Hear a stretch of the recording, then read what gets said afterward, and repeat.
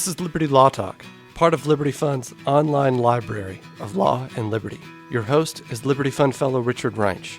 Our web address is libertylawsite.org, where you can subscribe, comment, find other episodes and links related to today's conversation. Our email address is lal@libertyfund.org. Today we are discussing with David Bernstein his new book, Lawless, the Obama administration's unprecedented assault on the Constitution and the rule of law. David Bernstein is the George Mason University Foundation Professor at the George Mason School of Law. He has written many books, many publications, including most recently the book Rehabilitating Lochner, Defending Individual Rights Against Progressive Reform. David, welcome to the program. Thanks for having me. So as I read your book and particularly thought about this subtitle, the Obama administration's unprecedented assault on the Constitution and the rule of law, I guess the question that I wanted to raise is, what sets the Obama administration apart? And that surely must have been a question you had as you began your research. In particular, we think about libertarian criticisms of the Bush administration, of the Clinton administration, and indeed, if we think about the entire progressive theory of the presidency that we've been living under now, Woodrow Wilson, or really practically FDR, which expands the power of the president dramatically. All the questions, all this sort of comes to mind. Is Obama different in some substantial way, or is he just really good at progressive power in the presidency? Sure. So unprecedented, of course, doesn't mean that no one else has ever assaulted the Constitution or the rule of law. So it's not that this is the first time, and therefore it's unprecedented that a president has assaulted the Constitution and the rule of law, and nor is it necessarily even the worst assault. I mean, that's kind of a subjective judgment that goes to both how egregious were the constitutional violations and how important do you think the issues were, right? Someone could be very lawless, but on minor things. So, this is not an account of every president since 1900, a comparative account. It's primarily about Obama. I do mention precedents when they're important, but I do think there are some things that set Obama apart from his predecessors, one of which is that constitutional issues, frankly, are usually not much of a political issue in our system. They're sort of in the background, and we usually say, well, let the courts decide, which is a mistake in and of itself. But the way our politics work is we debate policy matters, and when constitutional issues come up, for the most part, that is considered a judicial matter. But when Barack Obama was running for president in 2008, he made some very bold statements about how the current president, President Bush, has been violating the separation of powers and aggregating too much power to the executive branch. And he said, not just as a political statement, not just as a political candidate, but as a former constitutional law professor who knows the Constitution, who understands the Constitution, who respects the Constitution, he is going to respect the separation of powers, and all these problems we've had with George Bush aggregating power to the executive branch are going to go away. Now, I don't think any other president has ever made anything remotely like that, certainly not in our lifetimes, and probably not at least since the 19th century. So here we had a president actually promising to do the opposite of what the trend has been, instead of aggregating more power to the executive, to actually respect the separation of powers. And he said that in some very specific ways, like, I won't go to war without Congress's approval, just for example, and these things turned out not to be true. So that's one sort of unique version that he campaigned on a limited executive, and people, I think, really believed it.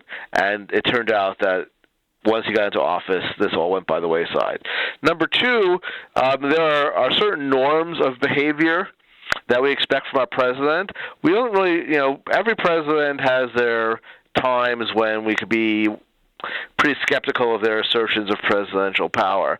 But one thing Obama has done is he's violated not just the letter of the law and not just looking for loopholes and that sort of thing, but has really violated some of the norms of how we go about doing things. So take the immigration reform. I'm pretty skeptical ultimately of whether the executive order that President Obama issued was lawful, but I think there are some non-absurd arguments that he could make as to why there's precedent for doing what he's doing, why it's not really illegal, and let the courts decide. But here's the thing. There are precedents for what the president has done, but the precedents involve situations like 1961, Castro comes into power, and tens of thousands of Cubans wash up basically on the shore of Miami, and we don't want to send them back, but there's nothing in our immigration law specifically allowing them to stay. So President Kennedy issues an executive order allowing tens of thousands of people to stay while Congress gets its act together to write legislation. So we have two things going on, and all the examples are this way. We have a limited number of people, and the president is working in concert with Congress to give Congress time to come up with legislation. In the case of Obama and immigration reform, we have a quite different situation. The president and Congress were working on an immigration reform proposal. Congress eventually decided not to go along with it. And the president said, well, I don't like the fact that Congress is obstructing what I'd like to do, so I'm just going to let all these people stay anyway. And by the way, this isn't tens of thousands of people or even hundreds of thousands, but millions of people. And we just don't, and even if you could find a loophole in the law that somehow lets you let all these people stay and lets you give them work permits, we just don't go about doing things that way. It undermines respect for our political system to say, well, Congress has rejected a bill, so I'm going to find some obscure provision in the immigration law, which, if we look at it closely enough, perhaps allows us to do it, so we're just going to go ahead and do it anyway. And the third thing, I think, which is the broadest critique, is usually when presidents have really aggressively asserted their power, it's usually been in response to a true crisis. The World War I, World War II, 9/11, those are all foreign affairs. But you mentioned Franklin Roosevelt. Franklin Roosevelt had World War II. He also had the Great Depression. And not surprisingly, when people are starving in the streets, the president is given some more leeway and tries to take more leeway than he would otherwise. With Barack Obama, there's no particular crisis. A lot of the areas where he's asserted executive authority is just merely to satisfy political constituencies who want him to. There are things that could wait under any reasonable interpretation. And moreover, it's been such a wide range of things. It's not just been in military affairs, going to war in Libya. It's not just been with his signature achievement, supposedly domestically, of Obamacare, where he's delayed and modified things on the fly without congressional approval with no legal basis for doing it. It's all sorts of picayune little things where the president just decides, well, Congress isn't being cooperative, so I'm just going to go ahead and do these things anyway. And when he's asked about it, this is, probably the most outrageous statement of his whole presidency is in the second term, about 2013, the summer, when a lot of these things were piling up and people said, well, congressional Republicans are saying a lot of what you're doing is illegal. He didn't say, oh, here's my legal theory, here's our well-worked-out understanding of executive power allows me to do it. Instead, he said, so sue me. In other words, I'm going to do whatever I want to do until a court comes in and says I can't. Yeah, you note in the book when he says Congress won't give him the authority or the power or won't provide the type of laws that he wants, that this somehow authorizes or dispenses him to exercise or to create new law in the manner which he wants. A question I want to pose to you, which I don't think is necessarily opposed to your book or the arguments in your book or your judgments about Obama. Barack Obama steps into the presidency. Does he not confront a new situation, an unraveling situation with regard to the way we've done congressional executive branch competition balancing since, largely FDR's New Deal, which is built on the idea that Congress ultimately controls what happens in the sense of it writes laws, delegates power to the executive branch, but can always take that power back and is willing to do so, is willing to discipline that power. And now we find a Congress largely inactive, unable or unwilling to do anything. And Barack Obama exploits that to maximum advantage. You talk about in the book, and you've just given us a lot of ways in which he's acted unlawfully or acted outside or pushed the bounds of the law to the farthest extent. And yet no real discipline or pushback from Congress except for these sort of absurd hearings. But that's about it. And so in that sense, is he not just being fulfilling the progressive idea of the presidency, Theodore Roosevelt, be as big as man as you can be, et cetera, et cetera?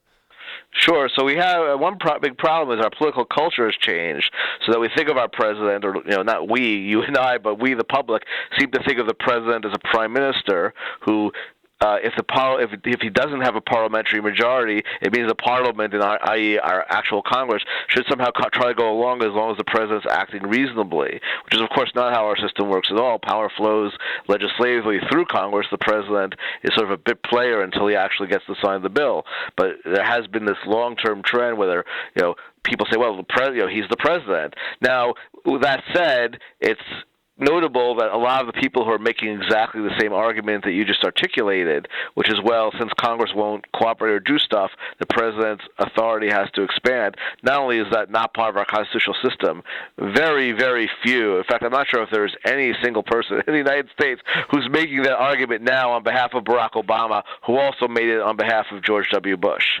And I would suspect that very, very few, if any, of the people who are making it on behalf of Barack Obama would make the same argument on behalf of President Ted Cruz. If President Ted Cruz wanted to go to war somewhere or wanted to cut the capital gains tax to zero and Congress wouldn't go along, that he should just do it himself. So there's definitely partly a cultural shift in how we see our system, but partly this is not exactly a nonpartisan kind of issue.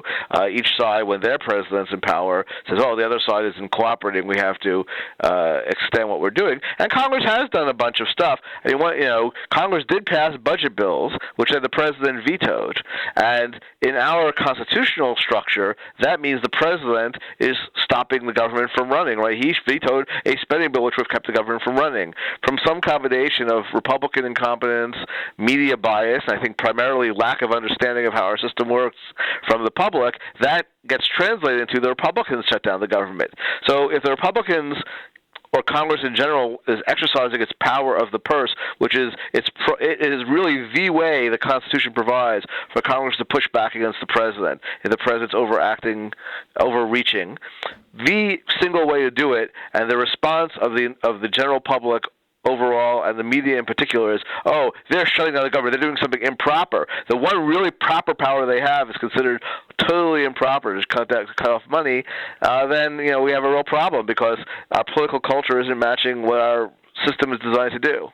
Yeah, no, and I agree with you. I mean, it seems to me, so we've also got a constitutional morality problem, it seems to me, of Congress not forcefully pressing its case. I mean, you mentioned the budget, but yet up until recently, they weren't even willing to separate out the budget bills by department. It was just one big continuing resolution. Right. I was going to say. So that's a big problem as well, and sort of feeds into the narrative that Obama is able, or the presidents are able to articulate when they veto a spending bill, as opposed to forcing them to be accountable line by line. If you do it in a more traditional way.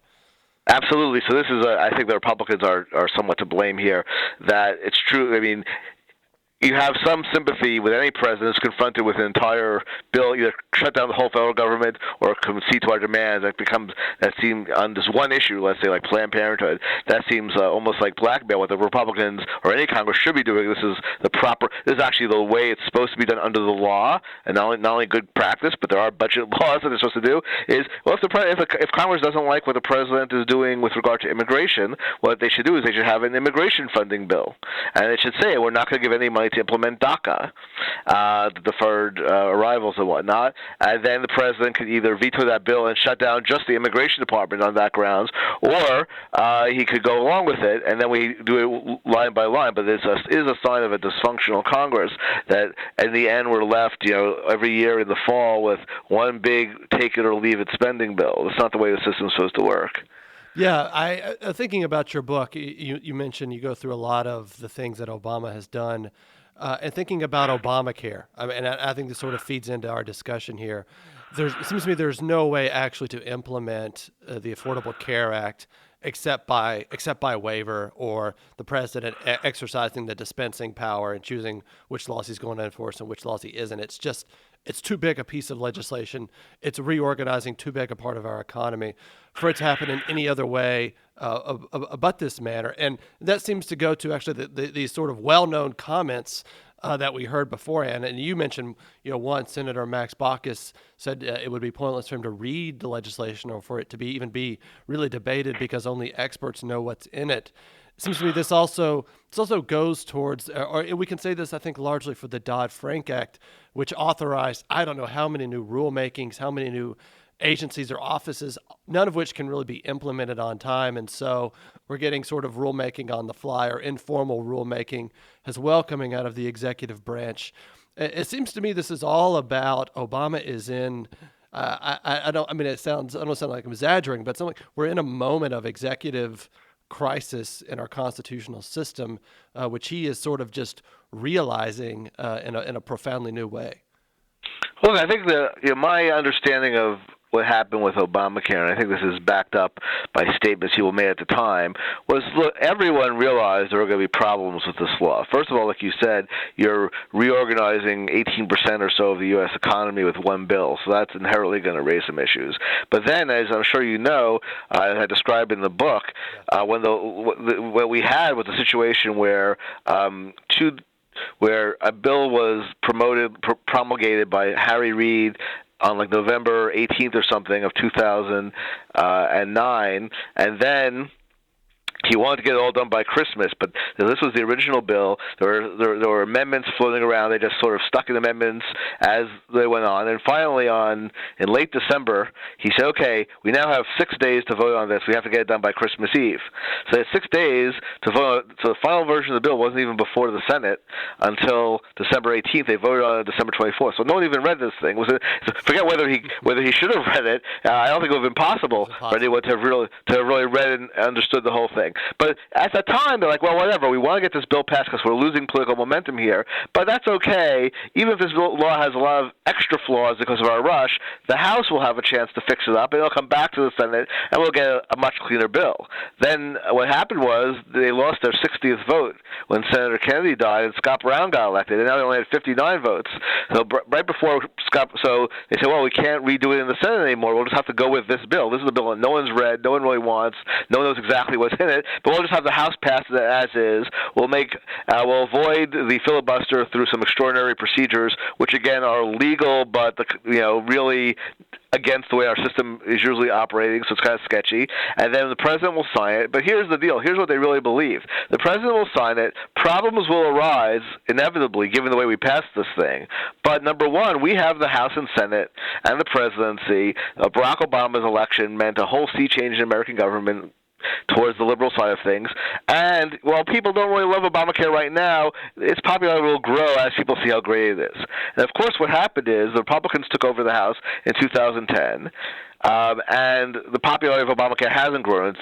It's been mildly unpopular if you compare, like it versus dislike it. If you compare really dislike it, it's even more unpopular. So Republicans have no stake in helping the president. He and the Democrats bulldozed them, passed a law without a single vote. They're not going to help him. So you have two choices here. You can either come hand in hand as the president and say, okay, we took the moment when we had this huge supermajority and we rammed this through, but now we need your help. Let's talk about it. Or you could just do things unilaterally and ignore the law. President's chosen the latter.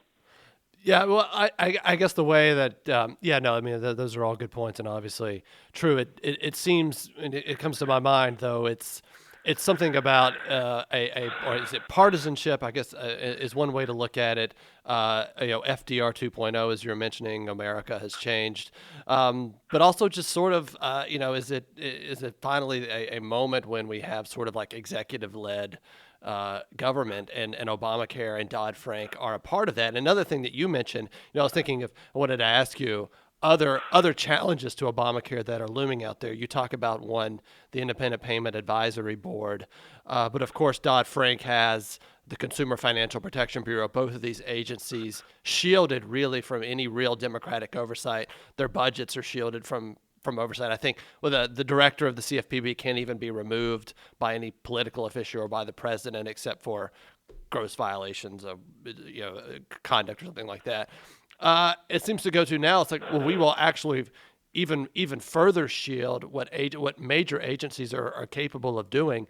In the case of the Independent Payment Advisory Board, being able to cut Medicare or revise procedures authorized by Medicare without any oversight.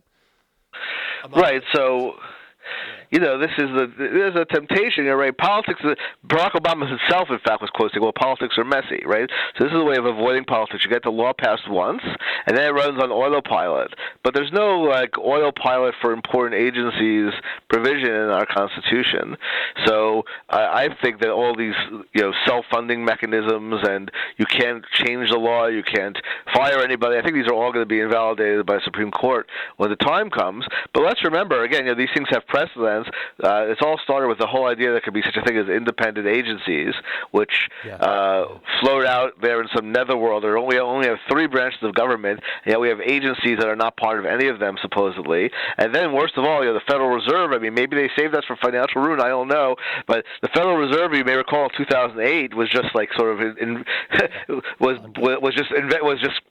I mean, the right word is imprinting, but it was just putting stuff on its balance sheet that didn't exist to inflate the currency without any. No one's overseeing, and they were giving money to people, and no one really knows.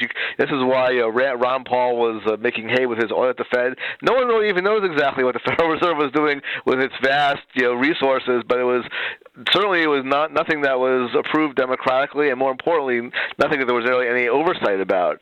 So there are, we have had other examples, and again, I think maybe what's really going on with the Obama administration, a lot of these things is a lot of long-term trends are coming to a head, and when you combine, much more partisanship than we've had before, especially I think because the Republicans are now almost all on the conservative side, and the liberals are almost Democrats, whereas we used to have much more mixed parties. You combine that with a president who really doesn't have an underlying respect for the Constitution or the rule of law, and is in this very progressive tradition of you get the power, you need to exercise it, and you combine all those 3 things, and all of a sudden, maybe we're reaching a tipping point. I wanted to switch fields briefly here and just think about, because we've been talking about trends, and there's some sort of inevitability almost, or the moment met opportunity with Obama administration. But think about the mind of the president, and in particular, you have a really interesting chapter discussing the Justice Department as well, and the Civil Rights Division of the Justice Department, but then also thinking about what was the dominant legal philosophy that Obama interacted with, and by his own words, particularly in certain things he said as a Harvard law student, it really profoundly affected him. Critical legal studies, but also critical race theory. How do you see that playing a part, and do you see it playing a part in the way in which he has dealt with politics and with opposition? He said politics is messy, and my conclusion is politics is messy, but he's actually above any sort of debate, compromise with people who disagree with him. He really can't see them occupying legitimate ground. Right. Well, I don't think that Obama is really much of an intellectual type. So I wouldn't. I'm pretty confident that he wasn't in the Harvard Law Library reviewing the latest law review articles by Derek Bell and Duncan Kennedy and Mark Tushnet and other leading lights of critical legal studies. I think it's more that he first of all, his political influences that we know of and that he's also cited himself are all on the left, from his mentor in Hawaii to the professors that he's been friendly with to people he cites in his oil biographies as influencing him. If he has any real familiarity with conservative or libertarian or free market thought, it has been demonstrated in his life. Although even when he taught classes, I have to admit he gave some people on the other side of things like affirmative action. But that's on specific legal issues.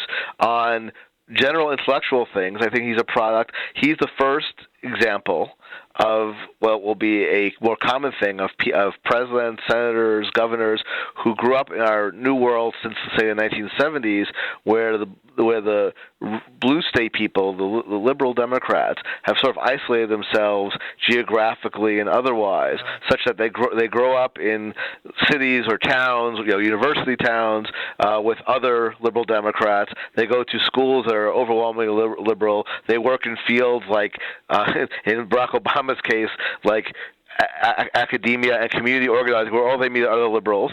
And to them, so the first thing is that conservatives are very foreign and scary and extremist. I point out that when he was asked about his ties to extremist left-wing domestic terrorist bomber Bill Ayers, he said, well, I'm friends with a lot of people. I'm also friends with, blanking on his name, the senator from Oklahoma. Yeah, Tom Coburn, yeah. Tom Coburn, who's really conservative. So, in Barack Obama's mind, these two, this is like, he's in equipoise between the far radical left, represented by a basically anarchist left, terrorist, domestic bomber who's unrepentant, and a mainstream conservative. But, if you go to Harvard Law School, and I went to Yale Law School the same year she was in, that was sort of the political spectrum. The people on the very, very, very far extreme left were actually almost a little bit more mainstream than just your average, Federal Society member. And even if Obama wasn't on the extreme left himself, he sort of absorbed that mentality that, well, if I'm just a normal, very liberal Democrat, I'm a moderate. In my book, I point out that he tells people he's offended that people think he's a liberal or a leftist. I was like, well, he's the most liberal president we've had, clearly, ideologically, in decades. And why does he think he's not liberal? Well, at Harvard Law School, he was a moderate. That's his milieu. So that's one thing. And then there is the general issue about this more specific issue about the rule of law, the milieu that he went to law school in, and that many of his aides went to law school in, that the intellectual tradition on the left for many decades has been to be skeptical of the Constitution as written, right? We can have a living Constitution if we respect it at all, but the words as written are a product of a reactionary patriarchy, and that can't be the law, so we ignore that. And the rule of law itself is problematic, because the rule of law to the far left, the folks at Harvard when Obama was there, is just really a cover-up for the elite, right? We oppress people, we make them poor, we discriminate against them, and we call that law, and if you challenge it, we accuse you of being against the rule of law. So the rule of law is just a veneer of law, but it's really just politics, a political way of keeping people oppressed. And if that's what you believe, the law is just politics, and there's no reason to respect the law in particular. And I don't think Obama is that much of an intellectual where he really sat down deeply and thought about these things, but I think he, along with many liberal lawyers in general, even if they aren't aware of it, have to some extent absorbed this kind of stuff. And they've absorbed it not so much in the sense that they want to dispense with the law completely. They're going to be critical race theorists and say it's all part of racial hierarchy or whatever, or they're not going to be the Marxist left and say it's all part of class struggle. But what they are going to say is, well, we still have to sort of respect the law, but only in form and not in substance. What I mean by that is, as long as I think the Obama administration's attitude towards the rule of law is not what it should be, which is let's figure out what the best objective interpretation of the law is and apply it fairly and neutrally. But instead, let's figure out if there is some not completely ridiculous way of interpreting the law, or even if it's ridiculous, a way that no one can then challenge us in court, and just say, this is what the law says. So if we want to interpret the War Powers Act, whether we have to notify Congress and before we send troops to Libya and then withdraw them if Congress doesn't approve, we won't say, we refuse to apply the law, it's a silly law. We'll instead say, it talks about hostilities, and we're bombing Libya. We don't really think that's hostilities because we're above the hostilities. We're bombing them from the air. The hostilities are down there. This is ridiculous semantics that almost no one sensible agrees with. It's hard to find almost anyone who found that persuasive, but it's kind of giving lip service to the law. So the rule of law means we give it lip service, and then we do whatever we want anyway. Now, of course, other presidents have done this too, but not like in a way where they sort of boast about it, the way Obama does. Says, I can't wait for Congress, so I'm just going to do whatever I want. When other presidents do this, they do it kind of surreptitiously, and I think it's this influence of critical legal studies that's kind of subtle on Obama, where he's like, well, since it's really maybe the law is important, but maybe it's all just politics anyway, so why not do what I need to do to help people? Those Republicans don't want to help people. He has contempt for Republicans. I mean, I had gotten that definite impression, and I was, maybe I'm being too harsh on him, maybe I'm being unfair. Then I found a quote from Leon Panetta, who is his defense secretary, who says he refuses to work with Republicans because he thinks Republicans don't want to help the American people. No, excuse me. No, that was a question that I wanted to ask you. I mean, it seems to me also, just thinking about your chapter on the Justice Department, several quotations from, if I remember correctly, kind of career lawyers in the Justice Department, Civil Rights Division. They didn't want to prosecute cases where whites had potentially been discriminated against, precisely because those laws were written, they said, for minorities.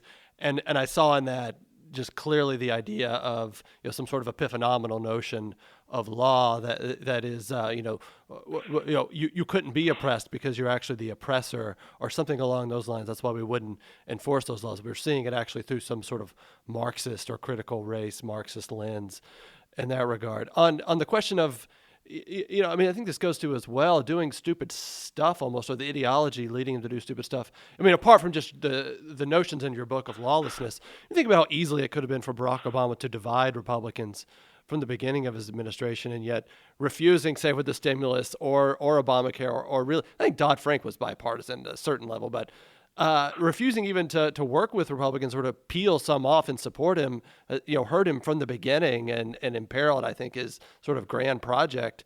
And also in your book as well, that you talk about decisions where they've lost 9-0 in front of the Supreme Court, property rights cases, but also important case, HosannaTabor religious freedom case. And it seems to me, how is that to his advantage to advance arguments that are outside of the jurisprudential mainstream?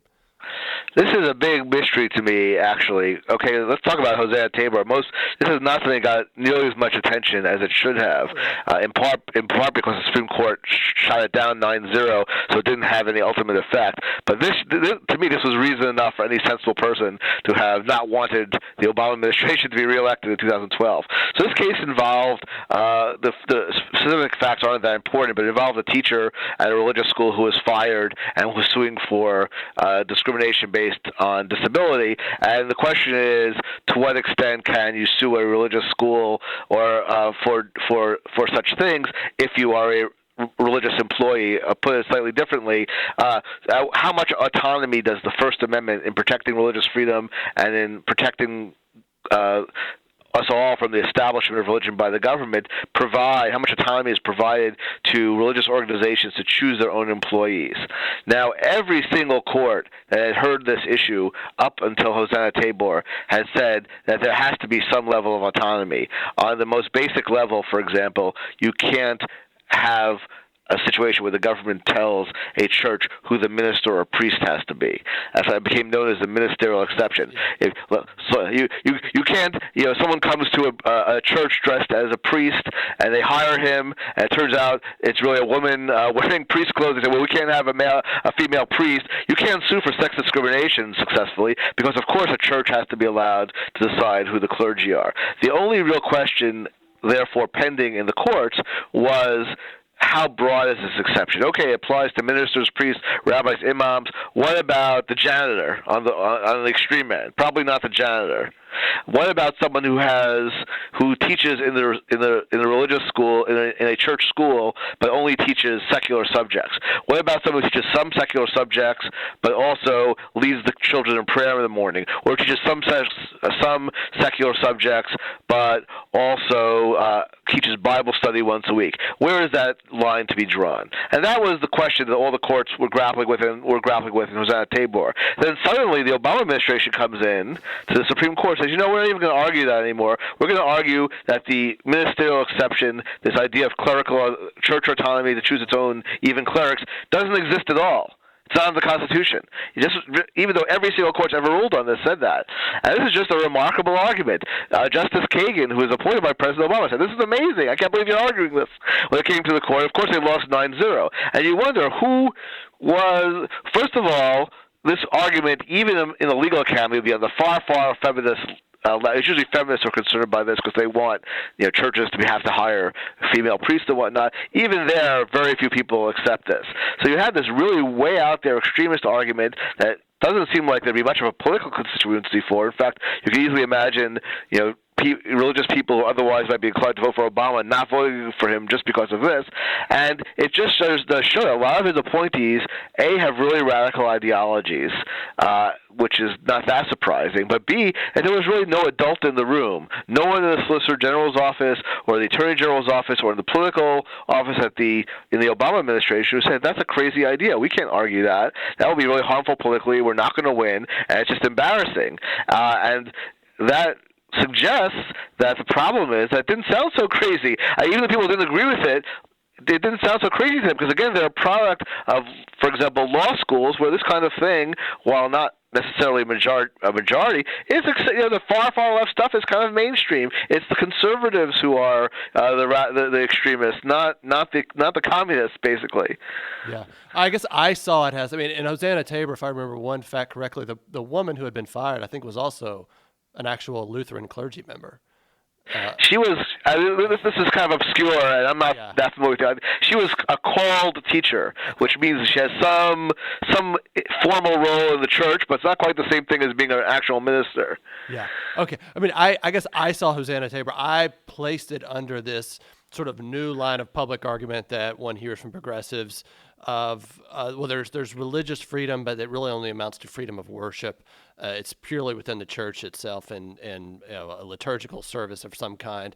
And it has no real application beyond that. And I guess I thought in their minds that's what they're fitting into. And of course, in the court they said, well, you still get all of the freedom of association, jurisprudence protection, which is, I mean, pretty thin. Well, it's worse than that. This was, yeah. This I thought was I don't know if you're familiar with the word chutzpah, but it's of all when the Obama administration said, well, don't worry if we take away religious freedom from the churches to choose their clergy, because they still have expressive freedom to decide who gets to represent them because of Dell versus Boy Scouts of America. And the reason this was such chutzpah, such nerve, such unbelievably inappropriate argument is that I know the lawyers who are arguing this kind of stuff in the Obama administration. Not a single one of them thought that the Dell case came out right, and some of them had argued against it. And if the case came up again, the Obama administration would argue the opposite. So they're arguing a case they don't believe in, and they want to overturn as being the ultimate protector of rights, which is really amazing. Yeah, why can't they? Why do they not just keep going and leave the Little Sisters of the Poor alone, or Notre Dame University, or et cetera, et cetera? I mean, it seems to me it very much is there's a war going on, and it seems to me it's to reduce religious freedom to something very small and very minimal. But on the score as well, I mean, I still am amazed. Todd Zwicky wrote about this very prominently at the time.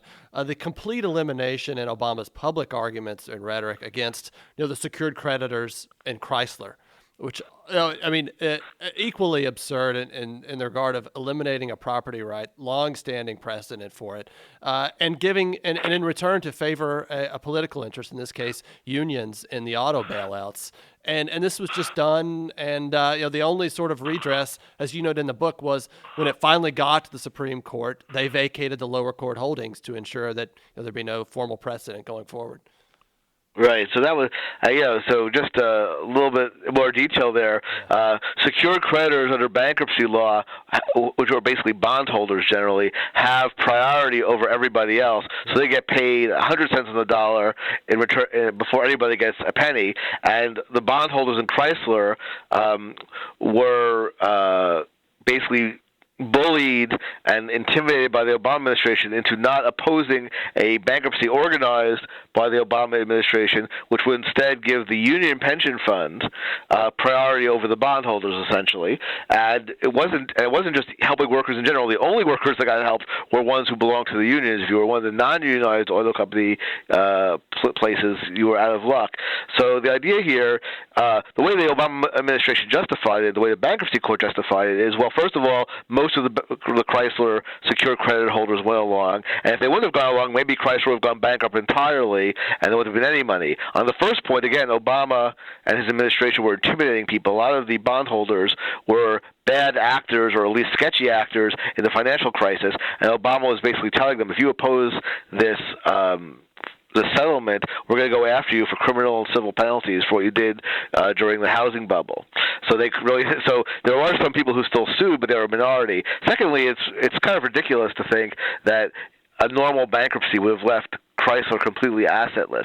I mean, Chrysler was worth something, but only if they could get rid of some of their overly expensive union obligations. The whole idea behind this was to pay off the unions, which were big Democratic Party backers, while still allowing Chrysler to be viable. But Chrysler could have been viable under more standard bankruptcy procedures. Yeah. The question that you raised, though, is it seems to me is, in particular with the hedge funds, because the hedge funds weren't bad actors. And they felt, and I've heard off the record, people have talked to me about that, for example, people in Indiana representing public pensions in this state actively challenging what was going on with the bailouts and the secured creditor, diminution of their rights. And they were saying that they thought they were going to have an alliance with the hedge funds, and the hedge funds pulled out because they were also fearful of what was going to happen. You talk about that in the book as well. I guess the question that comes to my mind, though, is that we began with something lawless. I mean, I guess that's why you talk about that in the book at the beginning. We began with something that is really hard to reconcile with other than a banana republic type behavior. Yeah, the whole financial crisis behavior, this started with the Bush administration, was pretty lawless, because this all started with the Troubled Asset Relief Program, or TARP, which the Bush administration bludgeoned through over Congress's initial objections. But after bludgeoning it through Congress, they realized that there's going to be this big problem with the car companies, because basically credit markets are frozen, so no one could borrow money to buy a car. So what are we going to do about that? So they asked Congress, could you give us permission to use TARP money for the autos, or give us separate money for the auto companies? And Congress refused. Actually, the Senate agreed, but the House declined. So the Bush administration went ahead and said, well, you know what? The TARP law says that we can give money to financial institutions, and why not just say that means car companies too? And so all of a sudden they're giving money to the car companies. And then when the Obama administration comes in and says, okay, car companies, the Bush administration gave you money but told you need to have bankruptcy plans ready. And the car companies said, no, we think we'll just take a bailout from you. So the Obama administration says, no, we're actually going to give you a bailout. We're going to appoint, so if you want to keep getting this money, we're going to appoint someone, the Czars, Kessler, it turns out, to tell you what to do. Now, so we have lawlessness on top of lawlessness. There's no warrant to give them money to begin with. The car companies then say, well, we're just going to wait and see and hope we get bailed out. Democrats like to give out money. Let's hope they'll give us some. And then when that doesn't work out, the Obama administration says, okay, we're just going to run you with our own appointee. The appointee isn't approved by Congress. He clearly has a lot of authority, so he should be a principal officer subject to Senate confirmation and congressional oversight. Instead, they just appoint a random guy who gets his assistant, a 31-year-old Yale law student who's never run a business or done anything. Okay, we're going to tell you here's what plants you have to close, here's what dealerships you have to close, here's which models we want you to do, where does the government get the authority in the TARP law to tell Chrysler how to run its day-to-day operations? They fired the CEO. Where does the government get the authority to do that? It's very scary to have the government suddenly running a private company with literally zero statutory basis for it. Stephen Ratner was Stephen Ratner. Sorry, not Kessler. I meant Kessler is another Czar. Yeah, Stephen Ratner. Well, I got to keep it straight. So the Czar, Stephen Ratner. Obama famously said, "Can they not just build a Corolla?" In his office, as if he knows what product line they have to offer. And of course, we also see a rash of hybrid cars coming out of GM. And Chrysler as well, to meet political goals, which, as you note, aren't really the best-selling cars. And so all sorts of things coming out of political control of a private company. But yet, in a way, the car companies, didn't prepare for bankruptcy or didn't prepare for their failing product lines. They did assume, it seems, that they would be bailed out in some fashion. So I guess that just leaves us with lawlessness begetting lawless behavior. But nevertheless, the car companies behave very badly. But we have to remember this whole time that Obama had 60 votes in the Senate and a huge majority in the House, and any kind of legitimate legislation to have dealt with this would have been passed easily. The administration didn't want to have to go through Congress. They did, yeah. Thinking about when you talk about the czars, it seems to me that's one area where potentially very problematic, but it seems like it just failed of its own accord. I mean, that's one of the things I took from your book, that it actually just proved to be an inefficient way to do policy, and they conflicted with the actual real cabinet leaders, and it just sort of seemed to not work. Or am I wrong there? Right. So there's a silver lining on this one. So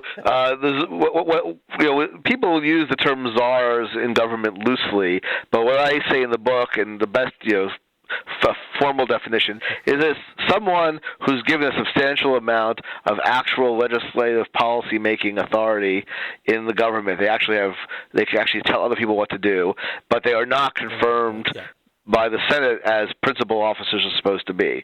And this was not much of a problem throughout American history. You have occasional people here and there, but George Bush really ramped this up. And he faced some pushback from Congress, pushback from President Obama during the campaign. Obama promised he wouldn't do this. When Obama came in, he went crazy with all sorts of czars. And it wasn't because he couldn't get people confirmed, because remember, he has a huge majority of the Senate. It's just that there are some people he wants confirmed that either had engaged in scandalous behavior, like Carol Browner, the former head of the EPA, who was shredding documents about an ongoing investigation as the district court was issuing an order that you can't shred them. There was a head of HHS that had praised socialized medicine and so forth and so on. So we want to avoid political controversy. We want to actually bring in unconfirmable people that even the Democrats wouldn't want, and we'll just do that by giving them some allegedly advisory position that really has real authority. The good news, though, is that there were, not surprisingly, turf wars and bureaucratic fights between the actual cabinet official who was confirmed who had official authority over X, like Obamacare, and the czar, who is the healthcare czar, who also had authority over X, and maybe more authority. And Congress was upset too. Congress said, well, why should we deal with the czar when we have an actual cabinet official with whom we have oversight authority and who is acting within the bounds of the law? And it led to a lot of internal dissension within the Obama administration. It led to a lot of problems with policymaking. It led to tensions with Congress, and I think Obama mostly gave up on it, but not before he made future Senator Elizabeth Warren into the czar for consumer product stuff. So Browner, I mean, that was I guess I had forgotten that fact. So she tears up documents related to her position while there's a district court order ordering her not to do so. Was there any sort of, did she experience any sort of consequences for this? I'm basically the last day she was in office, an order was being issued to tell her to save the documents, and I'm not sure if she kept doing it after the order was issued, but regardless, whether you actually have an order not to...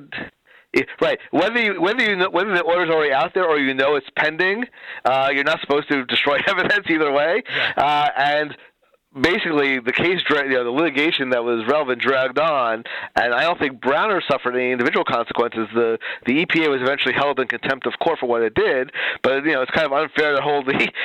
It doesn't. I shouldn't say unfair, but there's no real consequences to the individuals involved when someone gets held in contempt a decade after the actual. When an agency gets held in contempt a decade later, and all the actual miscreants are gone. But the consequence that should have been was that she should be radioactive. Someone who was acting in contempt of court as the EPA under her was held to do, shouldn't be getting a position. And in fact, Congress will not, I believe, have confirmed her, even with a Democratic majority. And that's why Obama got around that by just appointing her as a quote-unquote advisor. But the whole point is, that circumvents the whole process. There's sometimes good reasons why people shouldn't be allowed to take or retake office. Yeah, it seems, just thinking about the IRS situation, where it seems to be, to my mind, there's going to be no real consequences for anyone for anything that was done. And of course, I guess there's, what sort of civil authority did they have to investigate Tea Party groups? Did they actually, by the letter of the law, do anything wrong? I don't know, but it looks really bad, and it definitely looks like people were targeted politically.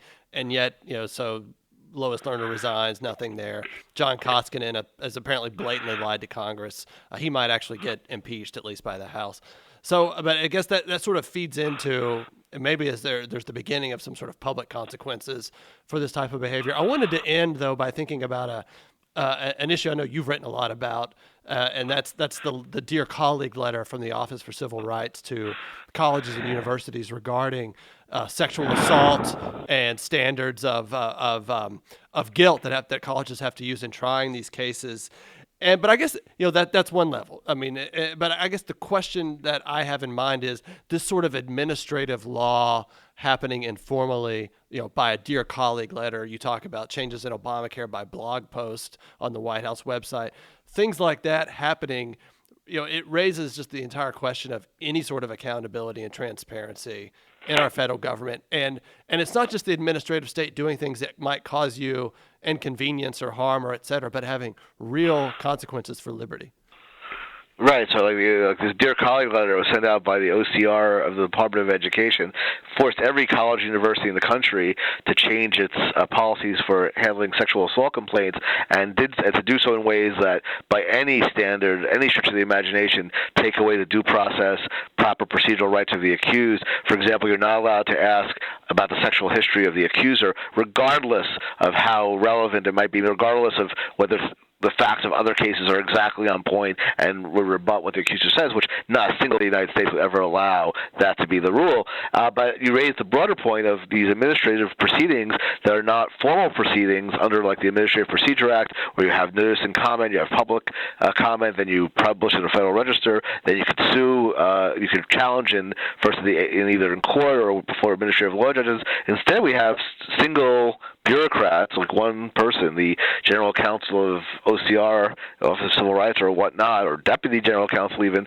writing a letter saying you have to obey it. Oddly enough, the Department of Education claimed for 4 years that this letter was binding, and that the universities had to adhere to it. 2 Department of Education officials finally were brought to testify before Congress and were asked about it. He goes, yeah, well, it can't really be binding because it's not published anywhere. So this was really just vague guidance that didn't really have any legal effect. So someone told me, I don't know what you're talking about where they claim it had guidance, because if you look at the letter online, it says this is not binding. I said, well, now they just put it there. Like 2 weeks ago, finally, after 4 years, after all the universities already changed their policies. So anyway, this is a really big issue. If you look at administrative law scholarship or go to conferences about administrative law, which I do sometimes do, still people are really stuck on non-delegation doctrine, Chevron, all these things are traditional administrative law issues, which are in fact important. But I think they're missing this emerging issue, which is that as bad as Chevron deference may be, where we defer almost to administrative agencies, almost regardless of how silly their rulemaking is, or the fact that we allow Congress to delegate such broad powers, which I shouldn't be allowed to do. Those are really big issues, but they really pale in comparison with the idea that a single bureaucrat in a single agency could just send out a letter with no citations to law, which the Dear Colleague letter didn't really have, with no precedent, with no anything, with no judicial review available, and just tell millions of people how they have to live their lives. That's actually tyrannical. That's not just an argument over whether it would enhance liberty or enhance our system if we did something. This is actually tyrannical government, where you have a single individual, not bound by anything, not reviewable by anybody, telling millions of people how they have to live their lives or conduct their business. And I guess it also raises the question, in my mind, as I was reading this book, precedents that Obama has put into place. It seems to me that just in light of just this discussion of informal rulemaking, but also other things we've been discussing, none of this really seems to end with Obama. It seems to me the motion carries us forward, unless there's really some sort of magnificent statesmanship-like act by an ex-president. Yeah, there have only been a few reviews of my book on Amazon, or the one that the Law and Liberty website did, and a few people have already said, "Well, Bernstein doesn't really come up with any solutions. Maybe we should have more. Maybe we should have more standing to let in courts allow more challenges to this sort of thing, and maybe Congress could pass some legislation." But it's all wishful thinking. We really need to do something. But they also don't say what are you going to do. Look, whatever you think of George W. Bush's executive actions, President Obama ran against them, promised he wouldn't do those things. It was a really big deal to his constituency. They turned around and basically didn't change anything very much. In some cases, was even more abusive in the very same areas. And there's been no consequences to speak of from his own constituents. So I'm concerned. And one reason I wrote this book, it's an anti-Obama book. No, it's really about presidential powers, and partly I think the book isn't really geared towards liberals, because I think that while Obama's in president, liberals aren't going to be willing to listen to these arguments because people are partisan. But it's in a sense geared towards people who are already a little skeptical of Obama, but not just to tell them dislike Obama. Here's all the bad things Obama did, and here's why. And I try to explain the law and the background. We don't want presidents to be doing this, and we don't want the next president to be doing it. And if you're a Republican, you need to be aware of these issues. And if Marco Rubio or George or Bush or Ted Cruz become president, you need to hold them to this too. This is not really a matter of partisanship. This is a matter of preserving our system. Thank you. I think that's a good way to end, David, on that somewhat pessimistic but yet wisdom-filled note. Thank you. We've been talking with David Bernstein, author of the new book, Lawless, the Obama Administration's Unprecedented Assault on the Constitution and the Rule of Law. Comes out November 17th by Encounter Books. Thank you for your time today. Thank you very much, Richard. This is your host, Richard Greinch, and you have been listening to a podcast that can be found at libertylawsite.org, where you can subscribe, comment, and find other episodes and links related to today's conversation. Our email address is lal@libertyfund.org.